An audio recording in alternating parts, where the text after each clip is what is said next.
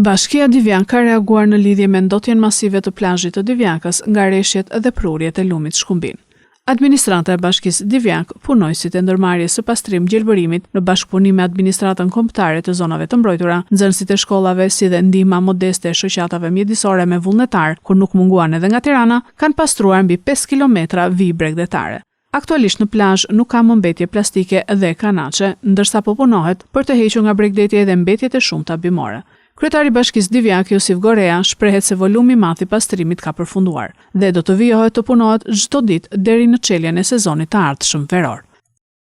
Kjo ishte një ditë tjetër e bukur e jona, ku neve pastruam zonën qendrore, pra duke filluar nga qendra e plazhit deri në grykën e komunikimit lagunës, një gjatësi 5.4 km, ku sot u pastrua e tëra dhe larguam të gjithë pjesën plastike dhe gjërat e tjera. Patjetër mbetje drusore do të jetë një fazë e dytë ku ne do t'i pastrojmë. Por ishte një punë e shkëlqyer. Kështu që mendoj edhe me pak punë të tjera do të arrijmë. Patjetër është një sforcim që bëhet, por është nevojë e domosdoshme, kështu që s'bëjmë. Duhet planizuar më mirë. Kjo ishte një e paparashikuar këto shira që na ranë dhe derdhjet dhe mbetjet, por gjithsesi ne mendojmë që në një fazë të vockël do ta realizojmë me forcat e brendshme të bashkisë.